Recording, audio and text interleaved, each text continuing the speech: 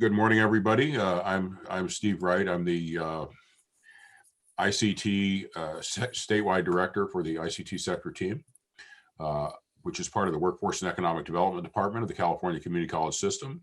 And these webinars are brought to you by our entire sector team and produced by Nicole Sherman. And our guest speakers volunteer their time for the sake of student success in our system. Now, I wanted to show this next slide one more time because it was such a great survey for us. And I showed it last week. If you haven't seen it, we were real happy. Out of all the people that have viewed our webinars over the last year, we asked them, who are you and how do you use this stuff? And could you give us a few words of wisdom about what your experience is like? And we love the words of wisdom. But I think not only realizing that we're hitting our target with community college faculty here, which is the main purpose we're doing this, is we provide relevant stuff for you guys, but how you use it. You're sharing it in class, updating curriculum, new curriculum. This is terrific. This is the student impact that, and certainly in terms of our grants, we're trying to do. And we appreciate that. So coming up, we keep doing these things. We've had Today's our 50th, and in the next few weeks, after today, we're going to have the ISACA certification people are going to talk about what they do and how their mentoring and networking group helps students after they get the certification.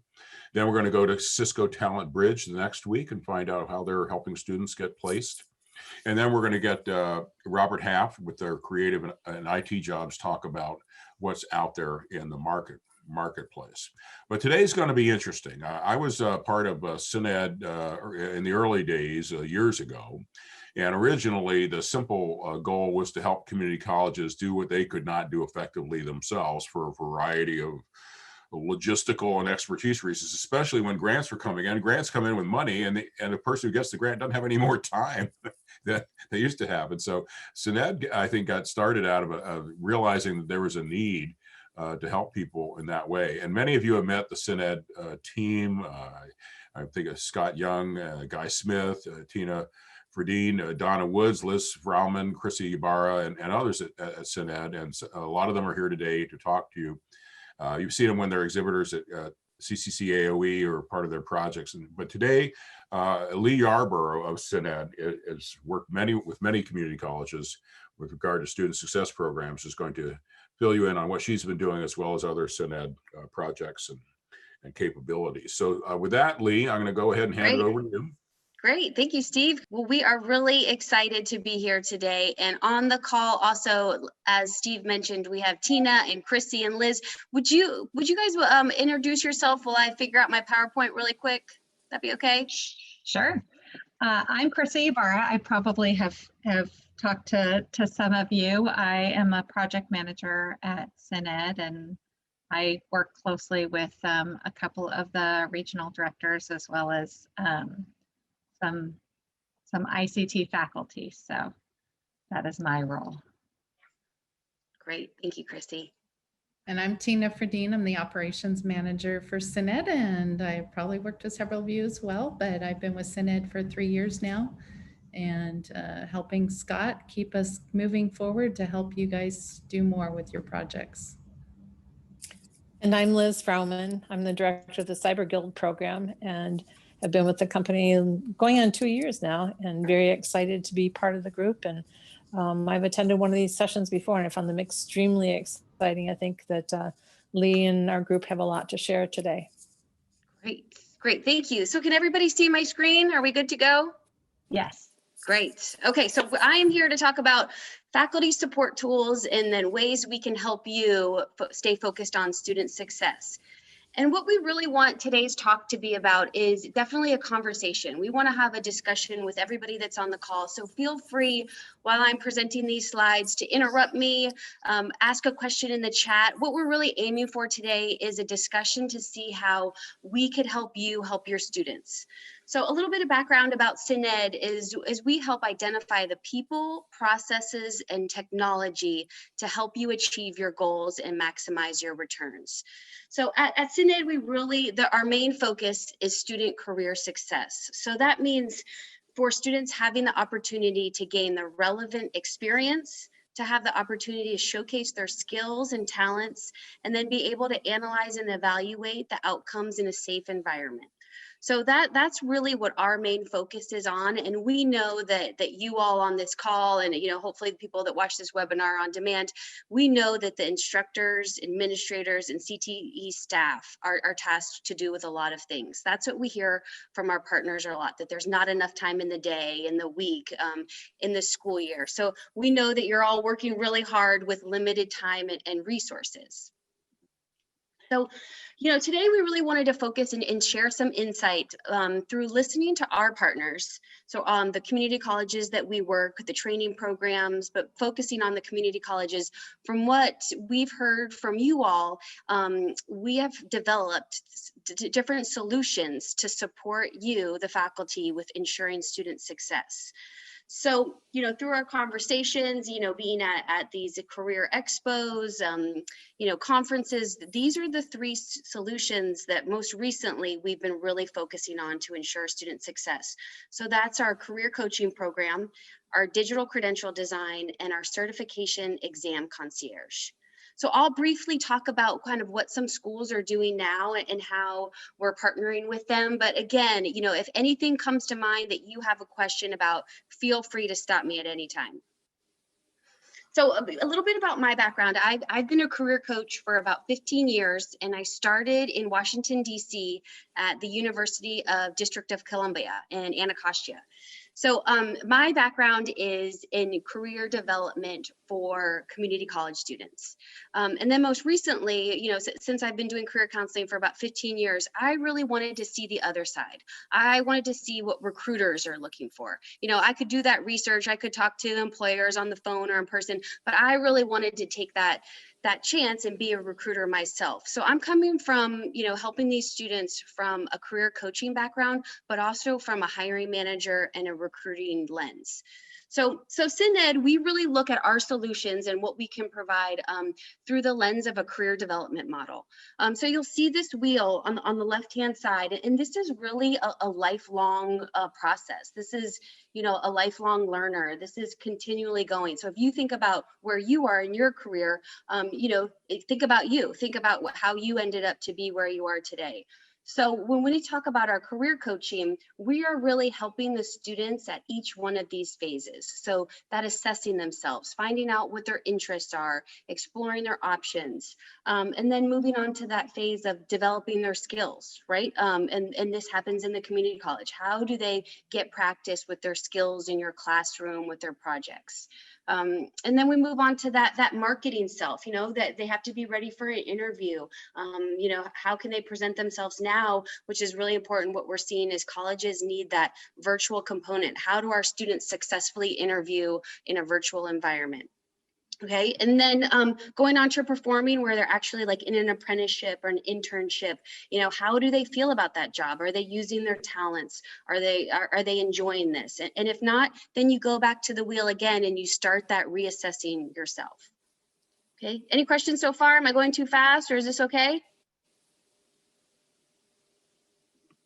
Okay. Doing good. Okay.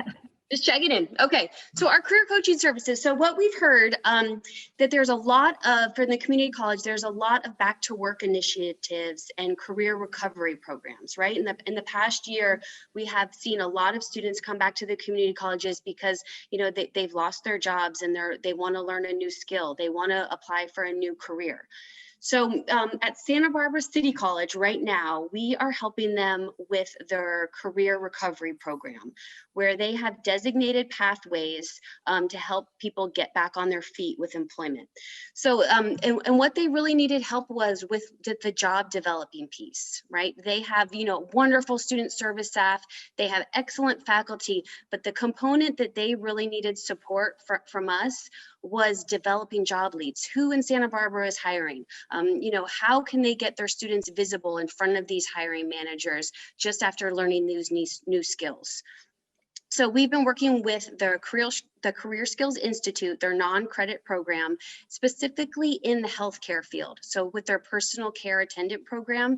And what we really, what I've done in my role is I have that connection with the employers, that employer outreach, and then introducing them to the students that are looking for that new job.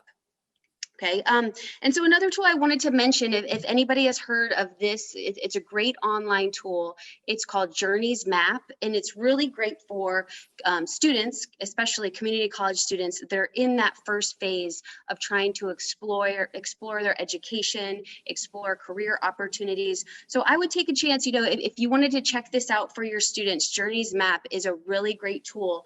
And a way to think about it, which I think it resonates with students, is because, a student will look on their phone for the fastest route to Starbucks or the easiest way to get to, point B.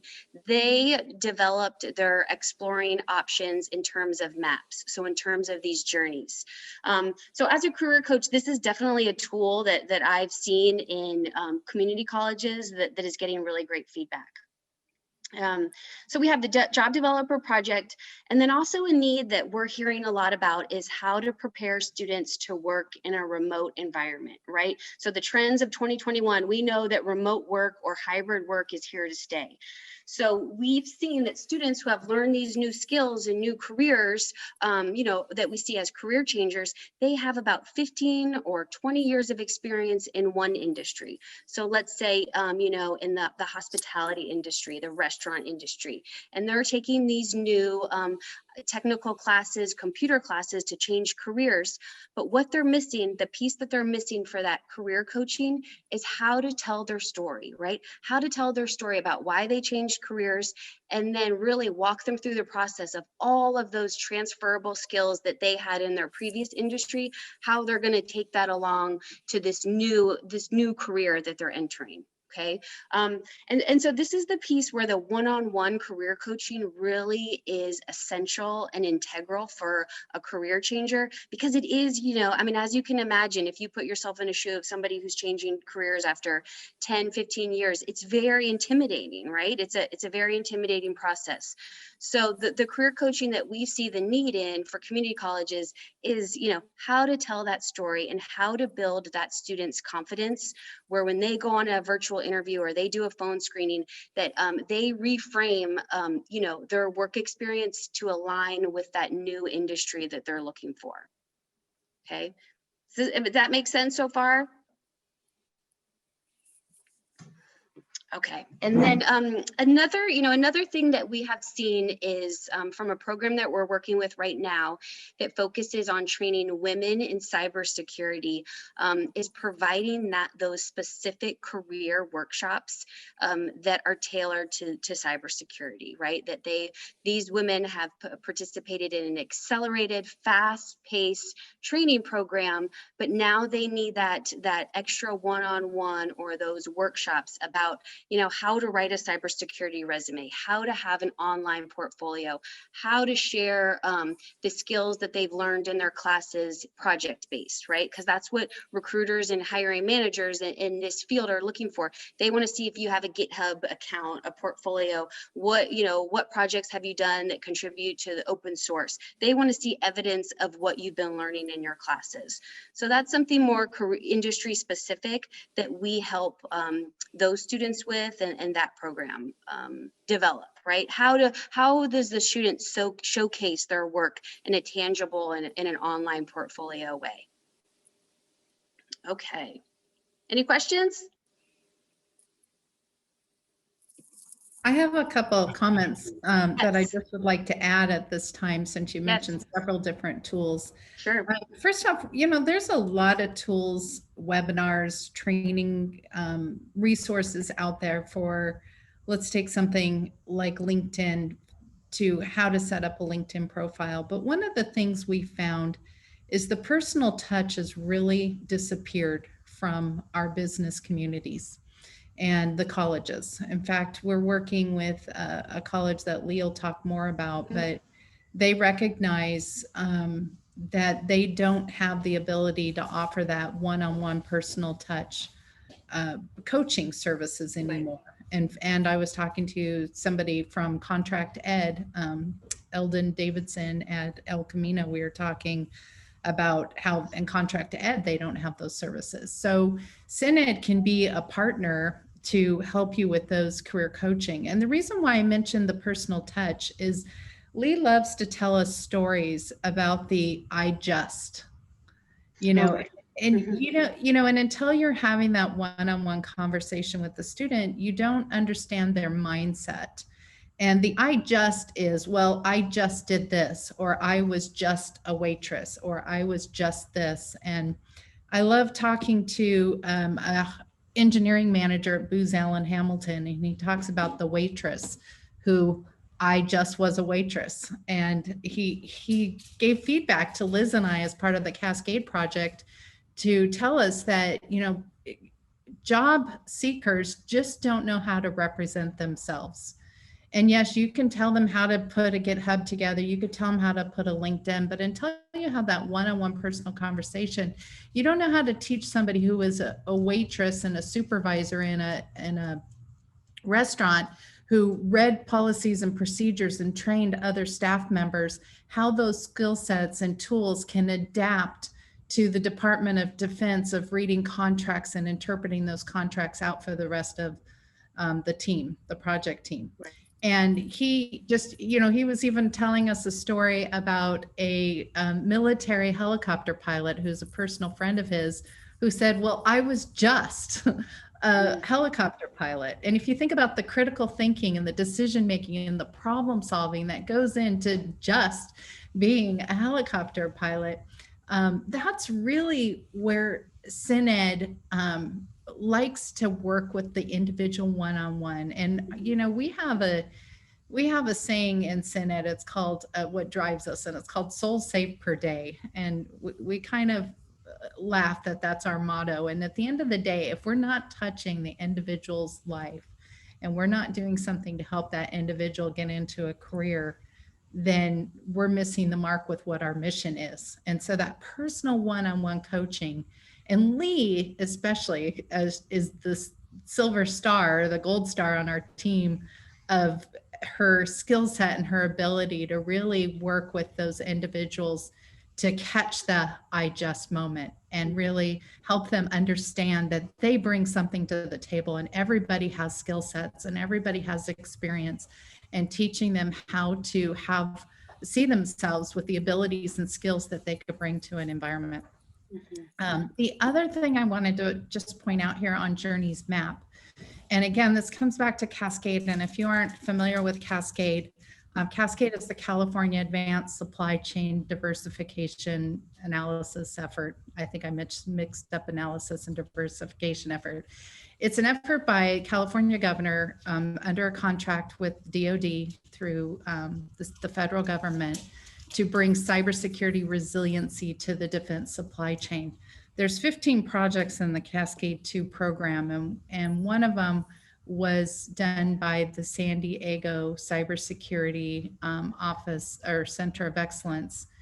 And one of the things, a couple things that they've done with Journeys is they've done a tremendous amount of cybersecurity mapping. So if you haven't had a chance to look in Journeys and go find out if your program is in there, I really encourage you to, because they're trying to make sure in Journeys they're mapping all of the programs that are available, as well as doing a work-based learning overlay. So if you're doing an apprenticeship program or internships or any work-based learning opportunity, we want to make sure we hear about that and get you guys included in it. But it's free to your students. You can find it on SynED's website. You could go to Journeys directly. You could find it on the San Diego Center of Excellence website or Cyber Center of Excellence. And it's a great tool if you're not using it for your students or pointing your students to it to do their own assessments, list their skills, and find job opportunities as well as education pathways. That's all. Mm-hmm. Thanks, Tina. No, and as Tina was talking, that there's a community college student that when I was a recruiter was interviewing for an internship at our company. And, I think this is the piece that Tina's talking about. Of course, he sent his resume in, and, he was someone that we called back because he actually had a voicemail that, said his name, said who he was, it was a personal voicemail recording. His resume looked great, but he did not have any job experience, right? He never worked a day in his life. But his professionalism of how he reached out to our team and followed up was impeccable. So of course, I Googled him, right? That was my job. I Googled him, and I found that he was this top ranked gamer, in video games, and, he had a following, he had his own website. And it's something when he came in for the one-on-one interview, he didn't mention. Right. But because I did my research, I wanted to know about who this candidate I was bringing in. That's something that I think is the missing piece for students. We want to know about their hobbies, their extracurricular activities. And, if you have a student like that, yes, that's, he's doing on the job training, right? He's competitive. He's working in a collaborative environment. He's showing skill and initiative. But that's something that I had to pull out of him because my nature is career coaching, but he wouldn't have gotten the job, I don't think, if we found that on our own. So I think that's something to highlight to your students, their unique talents and their unique interests. That's what makes them stand out. So instead of going along with the crowd and making your resume look like every other template that you see online, I think the part of the career coaching service that is so important that they're getting it in their schools is finding that unique talent that you see in them in the classroom, but giving them the confidence to explain that to an employer, a recruiter, a hiring manager, right? Letting them have that chance to communicate. I just wanted to, it might be better at the end, but I just can't resist. You're talking here on this slide, career coaching services. Now, these are all services that SynED offers. Okay. Right. And a lot of what you say is stuff that a lot of our faculty on this call will say, well, yeah, I know that, but I don't have time to do that. Right.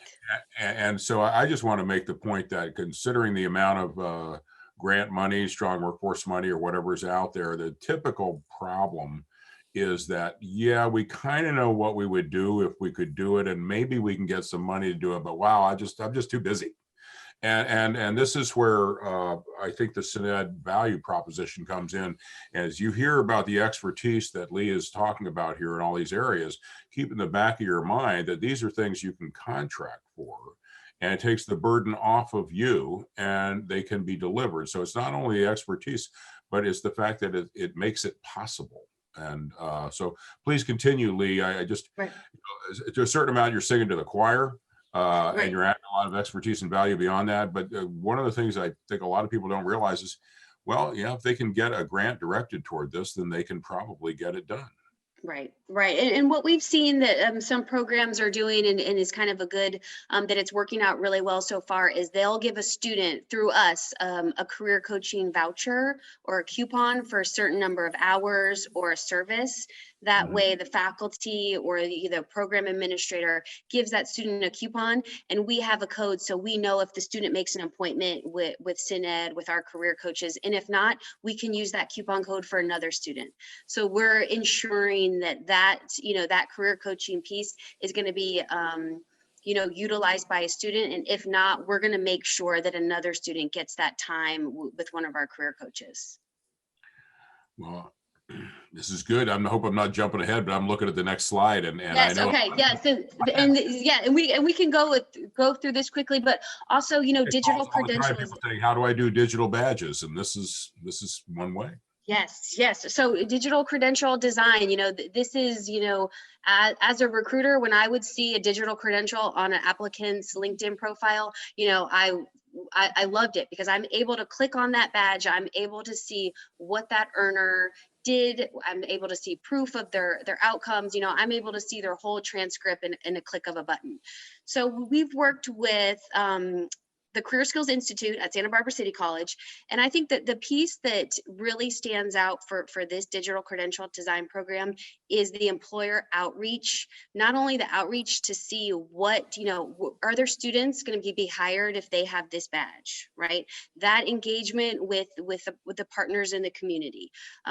We're instrumental in designing the badges, but then after the badges were implemented for a couple years, worked with SynED, they worked with us to go back to those employers and say, is this working? Do we need to change our curriculum? Are these the skills that you're still looking for? You know, it was that continual assessment wheel that great, we designed these badges and great, our students are earning them, but are they still of value 2 or 3 years later? Right? That continual improvement process is what really makes the relationship between the earner, so the student who's earning the badge, the viewer, you know, who's going to review this badge. You want to make sure it's hitting those marks. If they want to hire a Santa Barbara City College student, we want to make sure that the skills are aligned. And then for the college, for the faculty, to make sure that this is an important piece of their curriculum. So we've worked with Santa Barbara City College, College of the Canyons, and that was a different need. You know, their need, each college has a different need for their digital credential design. They really wanted us to help them research the platforms, right? Not all digital credential platforms are the same, right? So they really wanted to take the time and be deliberate to see, we want to make sure this platform makes sense for our students, makes sense for our faculty, and it's something that we can have a relationship with down the road. So that research and that component, again, Steve, like they didn't have time to do that, right? So we really put our researching abilities to find out what makes sense for College of the Canyons. And Ventura Community College, they have a credential program just for their advanced manufacturing department. And those digital badges that they designed in recommendations from us were more of stepping stones, right? So they were more built inside a class as a student motivator to highlight student participation. So it really depends, you know, a college's, you know, you want to ask the why. You know, why digital badges for your students, for your college? And then, you know, SynED will definitely help you. It has to be an ecosystem. It has to make sense for your students, your community, your location, right? Chrissy, is there anything that you want to add that we're working with? Any people? Well, I would just add that, so we just started one for Moreno Valley Unified School District as a whole for their cybersecurity pathway. So the digital badges are going to align with their pathway, but they're also going to make sure that they have measured those against the metrics of what employers are looking for. Right. So they've done it at a high school level because they want those to be transferable both to college or to an employer. Right. And they started at something that we do at SynED. It's called compression planning. So they started with a planning session where they brought all of their key stakeholders to the table, and through that quick strategic planning session, they're going to design what they want their outcomes to be. And right. So SynED is not a badge platform, but what we help do is make sure that they're aligning both to what your needs are in the classroom, what the outcomes are of the end of the classroom, but also what employers are looking for. So right. I think that's the part in digital badges that you want it to have rigor for the classroom, but you also want it to have merit for an employer. So right. It's balancing those two and making sure that you are really, as a program, you're hitting the right. mark, and that's really what SynED offers is that right. making exactly. sure that right. we've met with everybody, that everybody has a voice, and really working that ecosystem, like you said. Right. So yes. Well, and it's a consultative approach that you take. Yeah. And yeah. Glad you everybody is different. Right. Right. Compression planning, because that is something I know a lot of people in the community college system have been trained on. But now with COVID and everything, it's very difficult to do it. Besides, if you don't do it regularly, you forget how to do it. You know. Yeah, Lee and I both went through virtual compression planning retraining, so we can do it from the comfort of your own home, and using some online tools that help keep everybody still really engaged. So, well, I was chatting to Lee at the ICT Winter Conference because you guys had a booth there. And the idea that you could do compression line virtually, I mean, we're all getting bombarded with Zoom calls. How right. productive are they? And so if you could do a Zoom call that's also compression planning, and you are able to capture a consensus and alternatives that make sense and be bought into, that's an incredible opportunity right now. And you guys offer that as well, right? We do. Yes. So yes, and yes. One of the other things I think is really exciting about the digital badges is you can also have them map to industry standards. So when you look at the cybersecurity realm specifically, right, they can map to NICE and to NIST. And I'm guessing that that's the same kind of thing in the medical area as well. So Right. you can hit the college requirements, the employer requirements, and industry requirements. And I think that makes it really, really a strong opportunity for everyone to have. Mhm, mhm. Yes, yes. And so what we're hearing from the colleges is, when we're talking about time, limited time and resources, the community colleges that we're working with, it's the employer outreach and making sure, doing that work beforehand and then in the middle and after. So that's where we see that you don't have your staff and your faculty don't have the time to make, to not make the relationships, but maintain the relationships with the employers. That's, when you think about maintaining your network for, someone that's looking for a job, that's what takes time. So I think that's the piece that we hear, that yes, they would love help with the employer outreach, employer satisfaction. How do we align the two? Mhm. Please go forward. This is great. Okay. So now that, the certification exam concierge. So we've been hearing from our college partners that many students that are in their classes fail to take the exams, right? Why? Well, why do we think that's happening? If it happens in your classes, they go through the classes, but there's that missing piece. They don't either sign up for the exam, and Tina, feel free to jump in. But if there's anything, this is what we're hearing. So we developed this new service, or not a new service anymore, but a certification exam concierge. Okay. Yeah, this is really another example of a solution that has come out of our relationship and partnership with the colleges. And we've heard from all of you guys, as well as CompTIA. I think CompTIA says that less than 20%, and it just recently, we talked to CompTIA earlier this week, it's now right about 20% translation rate between the classroom and exam taking. So only 20% of students who complete a course for a certification such as Security Plus, Network Plus, A Plus, whatever it might be, only 20% go on to actually get their exam certification. And we know that industry recognized certifications is one of the metrics for the community colleges.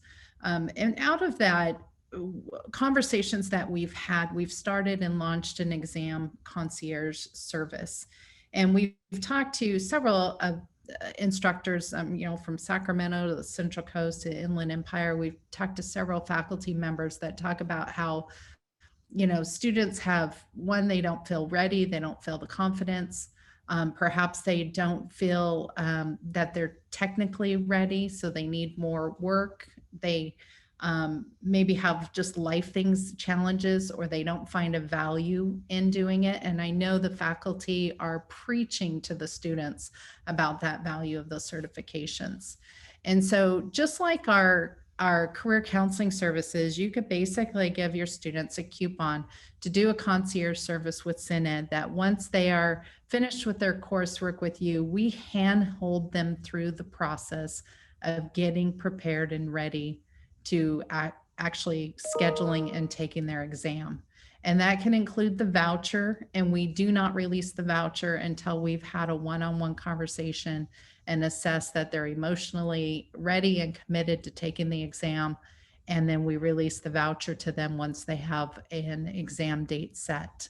And so it kind of helps to increase that performance and those metrics. And we have a great relationship with CompTIA. Unfortunately, we haven't been able to get success with Cisco or AWS or Microsoft yet, but with CompTIA, we're able, for any of the vouchers we purchase, we're able to run the reports and get the pass-fail rates. So we can report them back anonymously on a classroom or program basis to show you the success of your program. And we're going to talk a little bit about funding, but this is the concierge and exams and vouchers is really a good place to talk about funding. I had a conversation with Mary Kim at Coastline a couple weeks ago, because a lot of you faculty and colleges are doing incredible outreach programs with your high school partners and your high school feeder schools for CompTIA, for Cyber Patriot, et cetera. And we have some programs like Cypress, some of their students are getting 10 certifications before graduation, and they're doing an incredible job. But there's always this issue about grant funding. And I spoke to a lawyer who's with ACTE, and she told me that you can get funding to fund vouchers, but it's how you word the grant funding is really key. So Perkins funding, CTIG funds, even the CARES Act funds, strong workforce. I know the chancellor's office has said you can't do vouchers, but the way that you word it for your program and for your grant programs is by saying that the students getting the industry certification is a measure of success of your program. A side benefit is that the students gain an industry certification, but it's a measure of your program's success by students being able to get issued industry certifications. So especially if you're able to make the certification exam part of the program. The other conversations we've had with faculty is making the cost of the exam voucher and even the concierge service part of the cost of the class, and it raises the cost of the class. But the benefit of doing that is students can use financial aid to pay for their certification. And you've kind of changed your focus from just educating to educating and validating your students' success with getting that exam certification. And we'd love to hear your feedback and response. And if anybody else has creative ideas on how they've done their funding for funding industry recognized certifications, this is a time to everybody speak up. I think that's terrific, Tina. And the thing is, I know it's going to be different probably at every college, every grant thing. But the ability that you have to report the metrics is critical. Right now, everybody who's been issued strong workforce funds is being hit with a requirement now to come back and report on their results. And they're all going, what? And so anytime you spend money on a program where it comes, the package deal is that it's going to report the results, is something that people are going to start thinking about. They're going, wait, maybe I should think about that going in. How well am I going to be able to report when I'm done? And I like this concierge approach because it does kind of, there are words like commingle and hide and obfuscate. But I mean, you can take the voucher thing and make it an extraneous category to the whole purpose of what you're doing. The purpose is fundable. And so that's don't want to be too clever here, but there's a way to help these students. And I like the way you designed it and the flexibility that you put into it, because we've learned over the years, there aren't too many alternatives here. You have to, pretty much has to be a holistic counseling support approach. From some of the chat, I see that, yeah, student confidence is like critical. And a lot of what you guys emphasize is this human touch. And I think that's so important. Sorry to interrupt. Couldn't help myself. Thank you. We'd love to hear from others. I know, I guess it's Trevor saying that a lot of the majority of students are focused more on getting their letter grade of the class rather than absorbing the content. But as we know in IT and cybersecurity, we are seeing, I was on the phone last week with somebody who was saying they have 2 students with master's degrees in cybersecurity that cannot get a job. And they're lacking the certifications. So getting a job in cybersecurity requires the degree, the certifications, and experience. And the degree requirements are going away. In fact, Liz was just talking to me about Booz Allen Hamilton, because when we talked to that hiring manager at Booz Allen Hamilton earlier last year, degrees were really critical. And now, as part of the Aspen Group and the 31 companies that have signed an agreement, if you haven't heard of that, you can look it up, but the Aspen Cybersecurity Group have 31 companies, including Facebook, Northrop Grumman. I think Apple might be on there, Raytheon. Some of the big, huge companies in America have signed an agreement to lessen the requirements and focus on skills rather than degrees. And so the degree is going to go away, but that skill set has to have the certification required. And that's really key and important to emphasize that to the students. And I know, like I said, the faculty we work with, I know you guys are preaching that to the students, but you know, and maybe Steve through his resources can give you some good tools, or SynED could give you some good tools showing these statistics, the labor market statistics that, and you'll hear from Robert Half in a couple of weeks or later in February about that importance of certifications in IT and cyber. I want to give a little feedback. I'm from Santa Monica College, and for a little while, it took me time for me to get funding, and I'm doing for QuickBooks because I know QuickBooks is very important for the industry, and we started with that. And believe it or not, when I do teach students, even how to pass the test and everything that comes with it.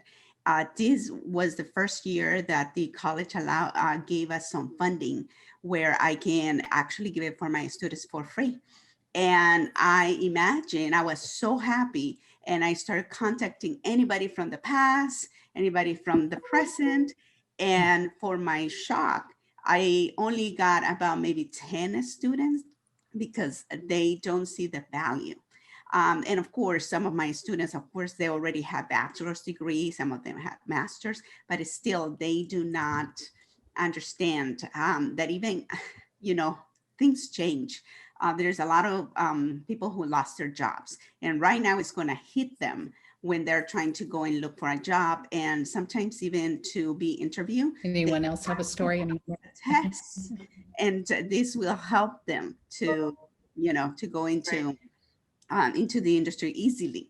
But it was shocking. It has been shocking, but I still have 6 more months to recruit so that we can use all those vouchers, because that's the number one thing that I have. And I'm giving them QuickBooks Online and QuickBooks Desktop. So, you know, we can capture both. But it is hard, and they're ready. It's just that, and even I tell them, you can tell me what day you want to take the test, because the advantage is that they have take this test from home, which I can monitor the test from home. So it makes them even easier for them to take the test. But there's not that many students who are jumping in. And I was shocked, because I tell them that voucher is $150 that you don't have. Take advantage. And Right. but they're not jumping. Right. And so from some of the students that I've heard that I've talked with that are taking their, it's a Security Plus certification, they want to wait until they get a certain score on the practice test. And, you know, and that's the confidence piece that Trevor mentioned. So, you know, when you talk about confidence, the more you delay something or you don't take action, you have that analysis paralysis, right? So maybe, you know, the students are stuck. They don't want to make that choice, right? They know they should take that QuickBooks certification, but when they don't have a deadline, that time frame, you get stuck in that decision-making process where you stall, right? So I'm wondering if maybe that's, you know, that confidence piece that we've been talking about. You get stuck in that analysis paralysis. I'm just going to wait another week, or you're searching for that perfection, and perfection leads to procrastination, right? I mean, I think we all probably have an occurrence of that. But yes, if you're waiting to get a perfect score, you're going to procrastinate, right? Yeah, I tell them, look, if you take the test and you fail, don't worry about it. You can take it again. You know, you're not going to pay. So, and most of them, right now, I will say almost 95% of my students pass the test. And that's the thing, unless they take it, they will know. And even I tell them, you know, the first time that I took it, even though I was, you know, new into this, I failed, and it was okay. I just want to see how it was. Right. And the next time I took it, since I knew how, what is the content, then of course I got 100%, but I said, you need to take it. Otherwise you don't know that you're going to pass. Yes, but I hear you. Yes, no, I hear you too. Yes, and it's hard, you know, to just try to, you know, coach someone. Just take action. You'd have to do it, and if you fail, then you learn from that experience, right? Yes, thank you. Yeah, you know, one bit of information I'd love to see surfaced on today's call, and I see Suzanne Matas here, and I'm going to put her on the spot in a second if I can, and that is, what is it like as a college to work with SynED? If you start with, you know, gee, I want to do something and talk to you guys, can it then, do you help through the process of getting to a proposal, to getting something done? I mean, I think a lot of, just like the students have a hard time doing CompTIA certification test, we have a lot of faculty and administrators have a hard time putting in a proposal for a grant to do something, because, you know, that sounds like more work. And perhaps Suzanne Mata could tell us what it's like to work with you guys. I see she's there. Thank you, Suzanne. Hi, everyone. It's wonderful to work with SynED. They have been such a blessing to me and helped me so much. In my region, I take advantage of strong workforce program. So I have multiple projects, and that can be a little overwhelming sometimes when it's just me. And I have one professional expert, Avi Nair, that helps me. But there's a lot of work that goes into those projects. And so when I work with SynED, and I have all of this expertise that you're seeing here, all of these wonderful personalities with something different that they all bring to the table. And they're just able to really help me to prioritize and to break everything down into specific activities and outcomes that we can accomplish together. So it's really been a great help and benefit to me. They've helped me to spend my programs, done, you know, large contracts with SynED, but we've broken it down by my projects, and like I said, really helped me to get the activities completed that I needed to complete in my region. We did compression planning, which helped to really identify goals and priorities. We've involved our colleges, and it's helped me to build stronger relationships and partnerships with my colleges and my faculty. So just all around, it's been an excellent experience. That's good. I'm so glad to hear that, because, you know, like I said, back in the beginning, I remember talking with Scott and Guy, and it was like, you know, colleges want to do things and there's money, but nobody has the time. Nobody has like that little bit of expertise to know how to deal with employers. And Lee, I mean, your outreach to employers and that sort of thing is like somebody has to be able to speak their language and talk to them. And I don't know if anybody on community college payroll has time to do that. And so this ad hoc funding that comes in occasionally is something to take advantage of. And it's nice to know that you guys are there. Any other questions from the group this morning? I was just going to say, Steve, if nobody has a question, you know, we get asked to do all kinds of things, and the regional directors have been awesome with bringing us opportunities where they need help, whether that's Suzanne or Paula. We do a lot with those regions, with Wendy, with Marcus, with we used to work a lot with Steve Linthicum, and Steve Linthicum today is still telling colleges, call SynED, they'll help you fix this problem. And sometimes the problem is a simple hiring issue. You know, we want to hire faculty for this situation, but we have this challenge with how to do the paperwork and hiring. And we've done simple things like just taking over the management of HR and payroll for faculty. Sometimes it's more involved, like we can help you write the proposal, your regional proposal, your strong workforce program proposal to, you know, provide the extra services you need to help you do your projects. So we do a lot of different things. We know that the funding structures are really changing. I mentioned Coastline before and the high schools, because Coastline has been funding, and a lot of your colleges have been funding support for K-12, and that funding is going away. So how do you keep your outreach programs with your feeder schools with it being more difficult to get it, and how do you sustain it? And that's where, you know, our advisement is looking at what schools like Donna Woods is doing at Moreno Valley USD, and what we've learned from other K-12 schools, Sacramento County Office of Education, we work with a lot, to actually use the Perkins and the CTEC funds to have them fund a lot of that activity themselves rather than relying on the strong workforce program community college funds for that. So just some things to think about.